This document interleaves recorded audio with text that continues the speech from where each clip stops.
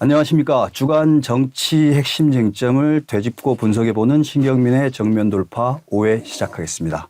저는 오늘 김효은 대변인께서 사정이 있으셔서 대타로 진행을 담당하게 된 모색과 대한 박병석 대표입니다. 안녕하십니까. 신경민 전 의원님 나오셨습니다. 네, 안녕하세요. 신경민입니다.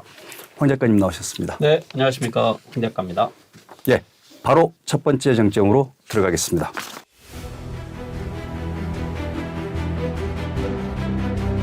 네, 민주당 당직 개편이 오늘 최고위원회의에서 있었습니다.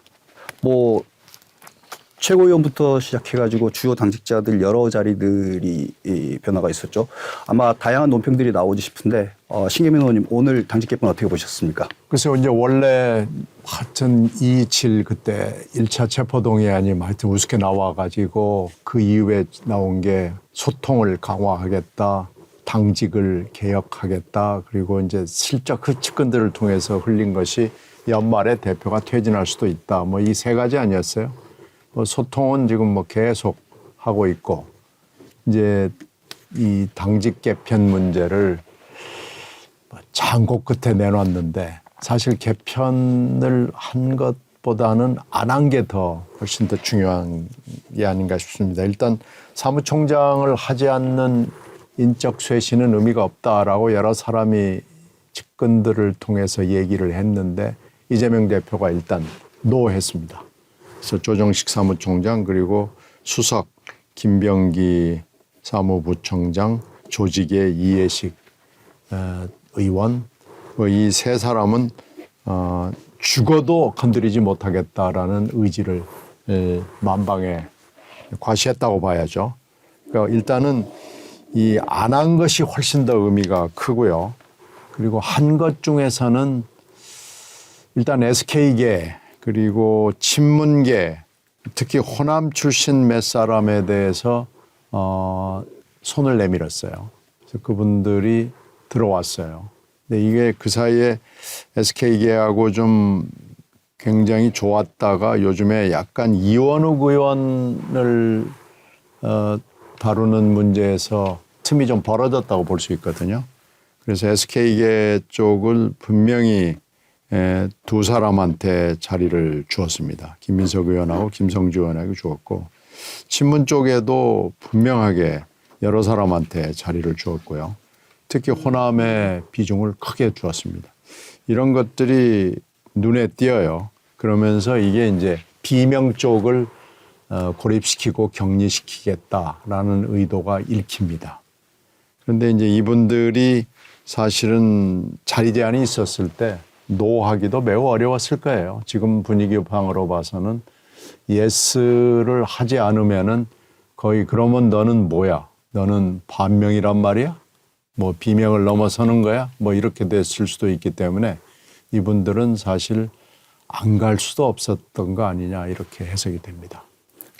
다른 선택이 없었다 그런 말씀이신가요? 황 작가님. 지금 의원님 말씀하신 분 중에 이원욱 의원은 SK계의 그렇죠. 중진이죠. SK의 굉장히 핵심적인 간사 역할을 하는 분인데 네. 요즘에 개딸들의 표적이 돼가지고 혼나고 있잖아요. 네. 그러니까 SK계가 사실은 경선 기간 중에는 굉장히 많이 이재명 그 당시 후보를 도와줬거든요. 네. 근데 이원욱 의원이 딱 나를 세우면서 그 사이 좀 틈이 약간 벌어졌다고 볼 수 있습니다. 네. 그래서 화들짝 놀라서 네, 개딸들에게 공격을 멈춰라.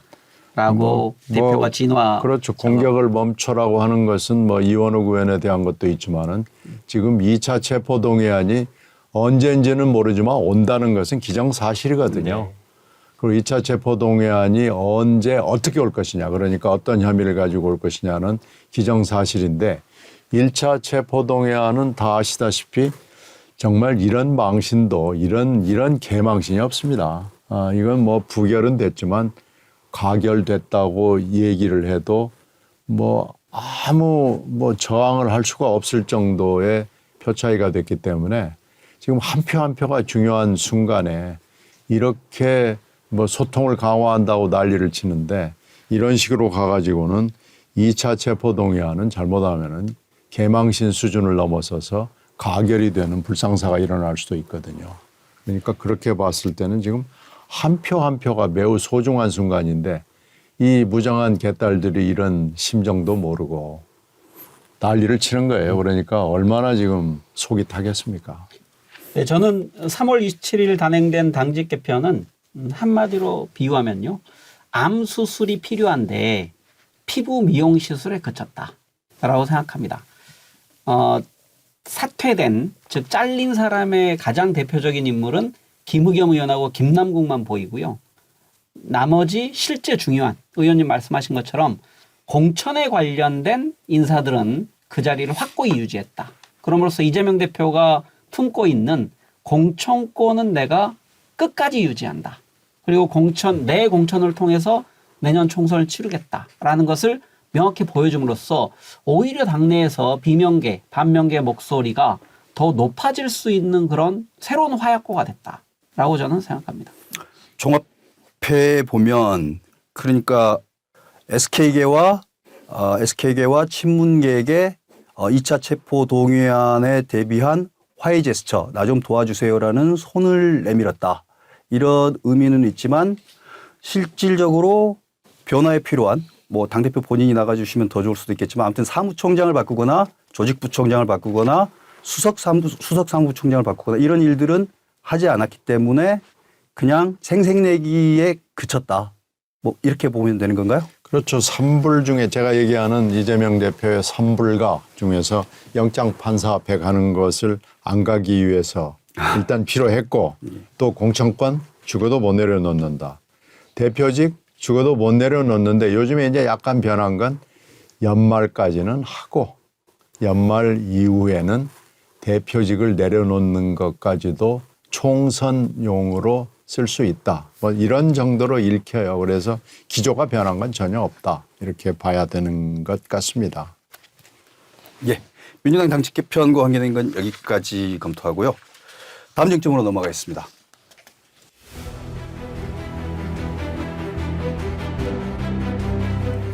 다음 쟁점은요. 지난 3월 22일 그러니까 수요일 오전 11시경에 이재명 당대표에 대한 검찰의 불구속 기소가 있었습니다. 그러자 민주당에서는 당일 오전 9시 최고위원회가 있었음에도 불구하고 다시 긴급 최고위원회를 열어서 그 결과로 당일 오후 5시에 당무위원회를 개최하고 그 결과로 이재명 당대표, 기동민 이수진 의원의 검찰 기소에 대한 정치 탄압 등 부당한 이유가 있다고 인정하는 의결, 즉 당헌 80조에 대한 유권 해석 의결을 한 거죠. 의결을 했습니다. 그리고 이와 관련해서 김의겸 대변인의 언론 브리핑과 이어진 해명 그리고 페이스북 메시지가 또 논란을 불러일으켰고요. 또 하나는 백광현 씨를 비롯한 민주당 권리당원들의 직무정지 가처분 신청도 있었습니다. 뭐 민주당이 이런 식으로 운영된 게 하루 이틀이 아니라서 그런지 외부의 비판이나 내부의 반발도 그렇게 많은 것 같았지는 않습니다만 아무튼 저희는 이 사건이 민주당의 현재를 보여주는 아주 상징적인 사건이라고 봅니다. 그래서 왜 그런지 한번 하나씩 조목조목 한번 따져보겠습니다. 첫 번째, 전해철 의원이 문제점을 지적하고 당무위를 퇴장했던 쟁점입니다. 당헌 80조 1항의 적용이 제대로 된 거냐 쟁점입니다. 신경민 의원 이 부분 어떻게 보셨습니까? 이걸 80조가 물론 지난 전당대회 때 약간의 개정이 있어서 고쳐지긴 했지만 80조를 문재인 대표 때 만들어 놓고 그 당시에 정치개혁 특위를 통해서 논란을 거쳐서 만드는 건 역사적 배경이 있거든요. 그래서 기소가 되면은 적어도 당직은 좀 그만두는 게 좋겠다라는 거거든요. 그러니까 그 1항, 2항, 3항을 자세히 읽어보면 3항을 이제 지난번에 손을 본 건데 하여튼 1, 2항을 이렇게 자세히 보면은 기소가 되면은 일단 모든 당직에서 그냥 자동적으로 기소와 동시에 정지하는 겁니다. 그러니까 그날 11시에 기소가 됐다 그러면 11시부로 그게 대표가 됐건 최고위원이 됐건 누가 됐든지 간에 정지가 돼야 되거든요. 이것이 그 80조의 큰 어떻게 보면 1단계입니다. 그런데 이게 일단 지켜지지 않았고요. 그래서 전체 과정을 제가 얘기하기 전에 제 인상을 말씀을 드리면 이게 이재명 대표의 기소는 이미 굉장히 오래전부터 예정이 돼 있었고 80조가 있는 것도 다 알고 있기 때문에 기소에 대비한 시나리오나 뭐 준비가 필요했을 거예요. 근데 전혀 준비가 안 돼 있고요. 그날 허둥지둥한 느낌을 줍니다. 그런 걸로 봐서는 이 친명계라고 자칭하는 사람들이 아무 준비가 없고 아부하는 사람들만 있는 거예요. 가령 장경태 의원처럼 무슨 80조를 삭제할 것을 검토하겠다느니 뭐 그런 거죠.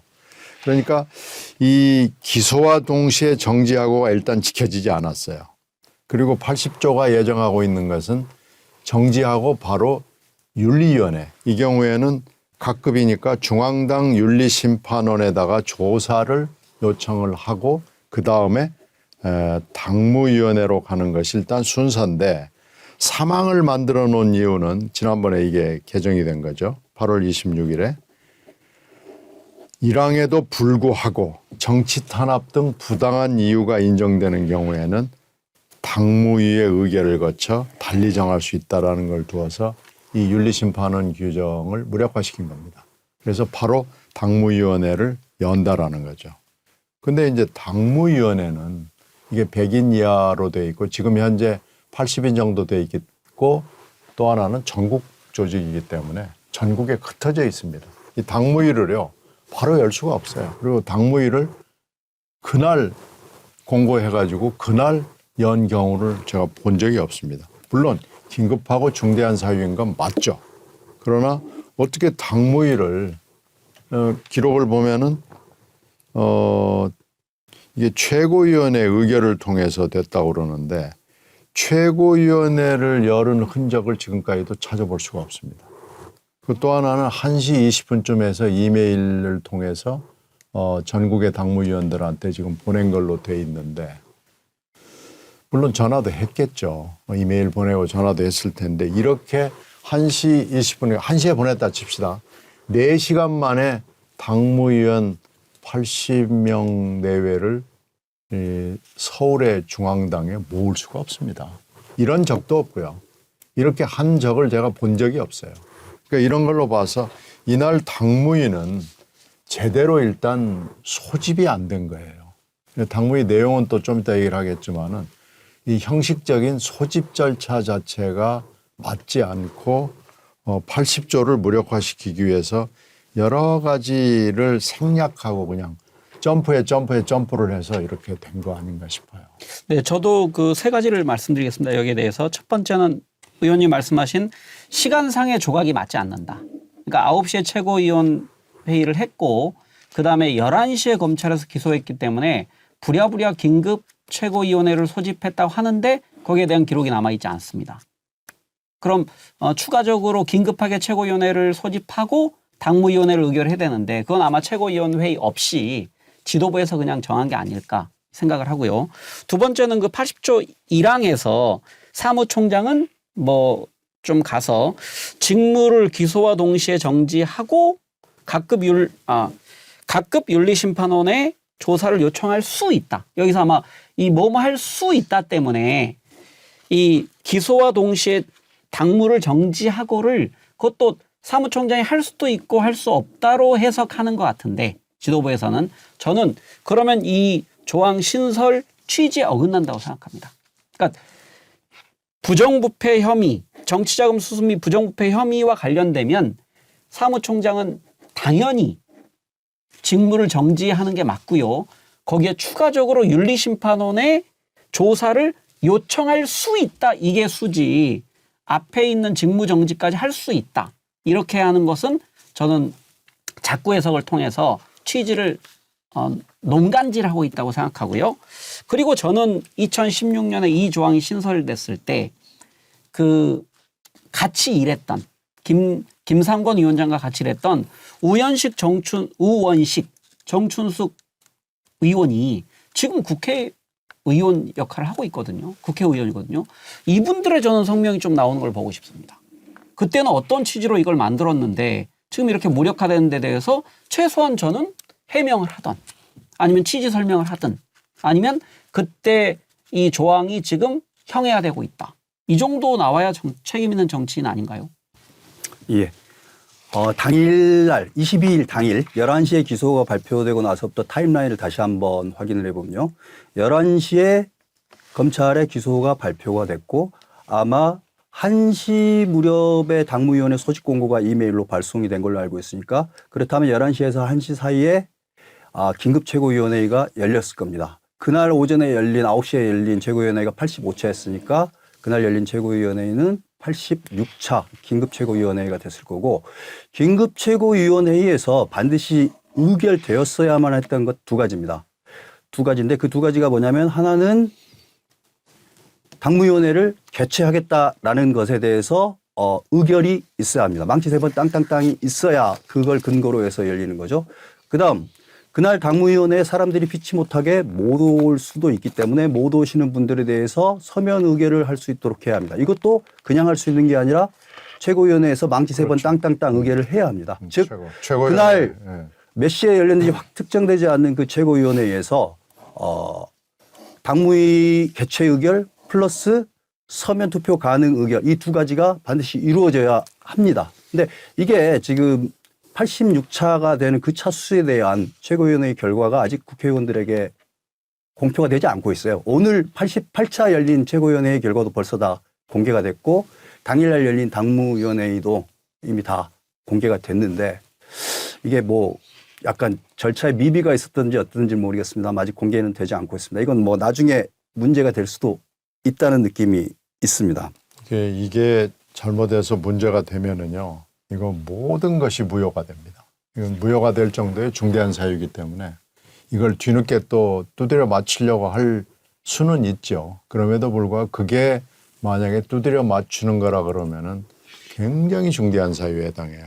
근데 이제 더 중요한 것이 또 있어요. 이게 초등학교 애들도 이렇게 홈룸 시간에 하는 의결도 이렇게 안 할 거예요. 정작 5시에 열린 당무위입니다. 당무위는 보면 현장에 그러니까 80명 정도의 당무위원이 있는 걸로 지금 되어 있는데 현장에 29명만 나온 거예요. 근데 여기에서 전해철 의원은 또 이런 당무위가 세상에 어딨냐 그러고 나온 거예요. 그러니까 28명이 출석을 했고 서면 의견을 제출한 사람이 39명입니다. 그러니까 이 서면 의견 제출이 만약에 인사에 관한 사항이라고 그러면은 비밀 투표를 해야 되는 건데 공개 투표를 한 게 되잖아요. 그리고 더 웃기는 것은 28명으로 합시다. 전해철 의원 빠져나왔기 때문에 80명 중에 대개 우리나라의 회의의 대원칙은 반은 참석해야 되거든요. 어떤 회의건 그것이 초등학교 무슨 회의건 국회 회의건 반은 참석해서 반 이상이 찬성을 해야 가결이 되는 거 아닌가요? 그러면 80명 잡으면은 40명은 참석해가지고 20명 이상이 21명이 찬성을 해야 되는 건데 이게 지금 현장에 29명이라고 그러면 이게 안 되는 거예요. 40명이 안 되잖아요. 네.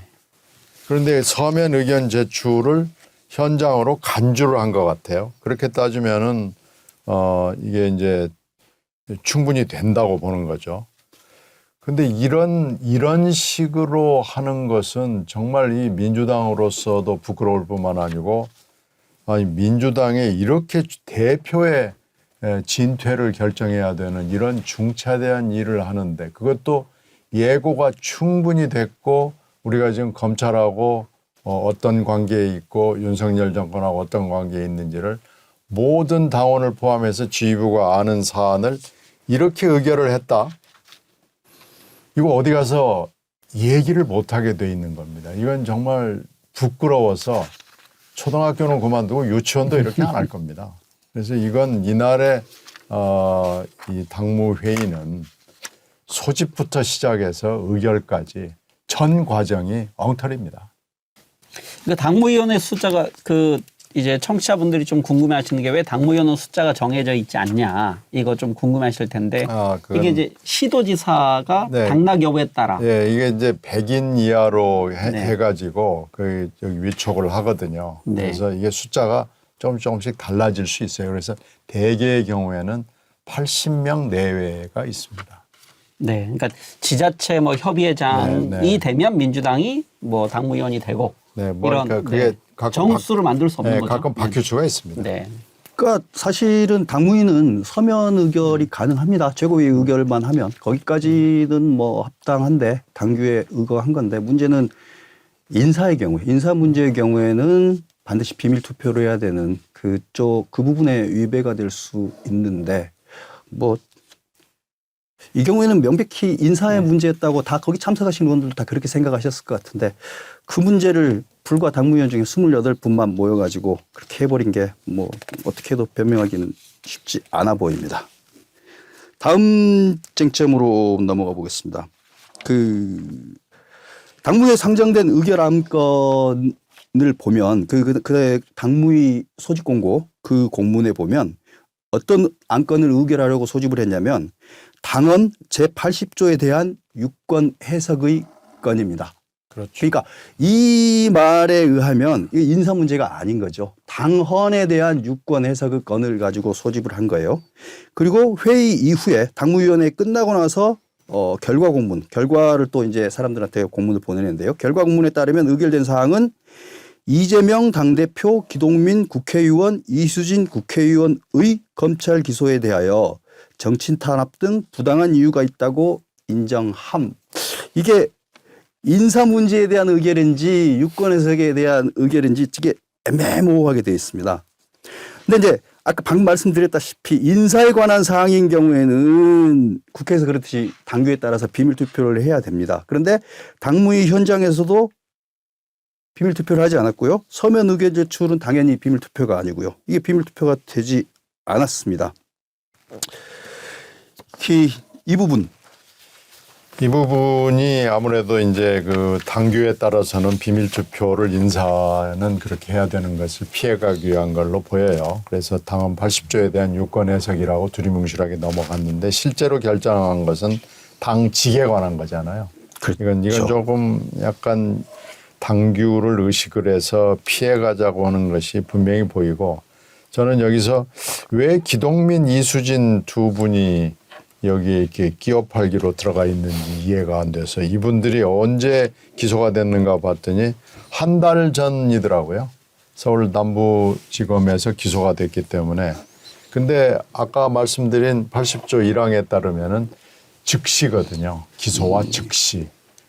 그런데 이분들은 한 달 이상 동안 이렇게 있다가 대표하고 같이 끼어 팔기로 해서 가게 되고 이것도 고무줄 기준이에요. 그러니까 이게 왜 이렇게 됐는지 이것도 뭔가 좀 의도가 있는 거 아닌가 이렇게 누구를 위한 건지 모르겠지만 이재명 대표를 위한 건지 기동민 이수진 의원을 위한 건지 잘 모르겠습니다만 하여튼 3명을 패키지로 간 것도 이거 분명히 의도가 있어 보이고 이것도 당헌 80조를 명백하게 어긴 겁니다. 이게 조금 더 명확하게 보자면 2월 23일 날 기동민 이수진 의원에 대한 기소가 이루어졌습니다. 그리고 3월 22일이죠. 3월 22일 날 이재명 대표의 기소가 이루어진 날 기동민 이수진 의원까지 포함을 해가지고 당무위원회를 개최한 겁니다. 그러니까 그 사이에 2월 26일 날 조정식 사무총장 같은 경우는 야 공소장도 좀 한번 살펴보고 차분히 좀 들여다보고 판단할 필요가 있다. 뭐 이런 취지의 말씀을 이미 하셨었어요. 즉 기동민 이수진 의원 같은 경우는 기소가 이루어지고 한 달 동안 아무런 조치도 취하지 않았습니다. 즉 징계도 없었던 거죠. 징계도 없고 회부하지도 않았고요. 이러다가 이재명 당대표 기소가 이루어지니까 불과 기소가 이루어진 6시간 만에 당무위원회를 개최하고 번개불이 콩고 먹듯이 이재명 대표와 이수진 기동민 의원을 가지고 같이 한꺼번에 당무위원회를 개최한 거죠. 이게 왜 그 두 분들은 한 달이 넘도록 아무 일도 없었고 갑자기 이재명 당대표 때는 불과 6시간 만에 이렇게 하는 건지 이거 공당이 이래도 되는 건지 이거 참 부끄러운 일입니다. 이것도. 그러니까 정당이라는 게 주로 이제 정치를 다루기 때문에 법률에 사실은 과도하게 절차적으로 의지를 해요. 그래서 굉장히 미세한 부분까지도 법 절차, 당헌 당규 절차에 따라서 하려고 노력을 합니다. 그게 왜 그러냐면 정치적으로 그 정치라는 말은 자의적으로 결정했다는 비난을 피해가기 위해서 그러거든요. 근데 이번 경우에 보면은 법 절차를 그냥 깡그리 무시해버립니다. 최근에 제가 이런 그 법 운용, 당헌 당규 운영을 잘 못 봤어요. 저도 최고위원 경험이 있는데 최고위원 할 때 보면은 당헌 당규 법 절차로 꼭 돌아갑니다. 자, 우리가 이렇게 결정을 내리려고 그러는데 당원 당규의 절차에 어긋난 대목은 있나요? 없나요? 그래서 실무자를 부르거나 그 자리에서 당원 당규를 펴놓고 다시 검토하는 경우가 꽤 있습니다. 왜 그러냐면 그걸 시비를 걸어가지고 당 내외에서 만약에 크레임이 들어오거나 쟁송이 들어오잖아요. 그러면 절차 때문에 본질이 그냥 망가져 버리거든요. 그래서 굉장히 그 절차 문제를 의식을 하고 노력을 하는데 이번 경우를 보면 이거 정당이 이 민주당이 우리 당이라는 게 기본이 허물어져 버렸구나. 목표나 목적을 딱 정해놓고 그냥 우회로를 가건 직행로를 가건 땅 밑으로 가건 공중으로 가건 아무렇게나 가는 겁니다. 뭐로 가도 서울만 가면 된다 뭐 이런 식인데 이게 굉장히 위험해요. 그래서 위험하다고 생각했는데 아니나 다를까 조금 이따 또 얘기를 하겠지만 밖에서 지금 크레임을 걸어서 이게 결국은 서울 남부지방법원으로 가게 될 수밖에 없게 된 거죠. 여기 언급되는 기동민 이수진 의원은 뭐 정치 탄압이라고 지금 당에선 얘기하고 있는데 뇌물이지 않습니까? 그러니까 두 사람은 지금 그 라임 사태에 관련돼서 뇌물을 받은 것이고 제가 좀 운동권 출신들이 각성해야 될 게 이화영도 그렇고 기동민도 그렇고 이 양복 얻어 입었다라는 얘기까지 나오거든요. 이게 참 수치스러운 거라 생각하고요. 이 기동민 이수진이 그러면은 당직 정지가 안 된 이유는 결국은 이재명 대표를 살리기 위해서 이 두 사람까지 묶어서 패키지로 살려준 건데 이렇게 되면 민주당 내에서 정치인들이 어떤 뇌물건에 연루되든 부정부패 혐의에 연루되든지 간에 다 정치 탄압이라는 명분으로 살려준다. 그럼 민주당은 결국은 국민들이 생각하는 법감정, 정의감각과는 거리가 떨어지는 정당으로 점점 멀어져 가고 있다고 생각합니다. 예. 신경민 의원님, 그 지금까지 논의했던 내용을 좀 정리를 해 주시겠습니까? 글쎄 이거 뭐 굉장히 길게 얘기했습니다만은 이게 뭐 초등학생도 이렇게 안 하는 당무위를 했다는 것이 이제 저희들의 느낌이고 평가고요. 이게 구체적으로 보면 반나절 만에 당무위 개최를 결정을 하고 공고를 하고 그래서 열리고 결과 보고까지 이루어지는 초유의 사태가 벌어진 겁니다. 이런 그 고속도로 질주가 없습니다. 이건 공당이 이렇게 해본 적이 없습니다. 이건 초등학생들도 웃을 일입니다. 또 하나는 28명이 당무위에 참석을 했는데요. 이건 반도 되지 않습니다. 이러면은 그 회의의 원칙인 반수가 참석을 해야 된다는 이 원칙을 저버린 겁니다. 이것도 역시 초등학교에서도 안 하는 짓입니다. 그리고 당무위 상정 안건은 지금 당헌 80조 유권 해석의 건이지만 사실상 인사의 건이고 인사의 건은 비밀 투표를 해야 되는데 이날 사실상 공개 투표를 해서 의견 개진서를 받았거든요. 이것도 애들 또 안 하는 짓입니다. 또 하나는 기동민 이수진 의원이 기소될 때는 한 달 전 일이거든요. 그때는 한 달이나 질질질 끈다가 이재명 대표 때는 6시간? 이건 도대체 왜 이러는지 이유가 도대체 어디에 있는지 민주당이 설명을 해야 됩니다. 그런데 아마 설명 못 할 겁니다. 그리고 당원 당규에 따르면은 사무총장 책임하에 최고위원회를 열고 회의록을 작성을 하게 돼 있는데 지금까지요 아무리 회의록을 찾아봐도 회의록이 존재하지 않습니다. 이거 만약에 누군가 밖에서 이게 뭐요라고 물어봤을 때 대답을 할 길이 없는 것은 물론이고 법률적으로 무효 내지는 취소의 사유라고 주장을 해도 할 말이 없게 돼 있습니다. 이게 당원 당규에 따르면 사실은 녹취록을 대외비로 사무총장 책임하에 보관하게 되어 있습니다. 이게 최고위원회도 그렇고 당무위원회도 그렇습니다. 만약에 가처분선 신청이 이루어졌을 때 그 대외비로 되어 있는 녹취록, 회의록 이런 것들이 과연 공개될 수 있을지 이것도 하나의 쟁점이 될 수 있을 것 같습니다. 그러니까 전반적으로 봤을 때는요. 민주당이 이렇게 절차를 진행한 적이 제 기억에는 없습니다. 당이 이렇게. 네. 그리고 정당은 법률적 절차, 당원 당규의 절차를 굉장히 주목을 해서 봐야 되고 그 절차에 어긋났는지에 대해서 논의를 합니다. 그런데 이번에는 논의 절차도 없고 이거에 대해서 문제 제기를 하는 사람도 없고 이것을 준비한 사람도 없고 기획도 실행도 제대로 된 흔적을 찾기가 매우 어렵습니다. 당이 이 떨어질 대로 지금 떨어진 거 아닌가라는 평가를 하지 않을 수가 없습니다.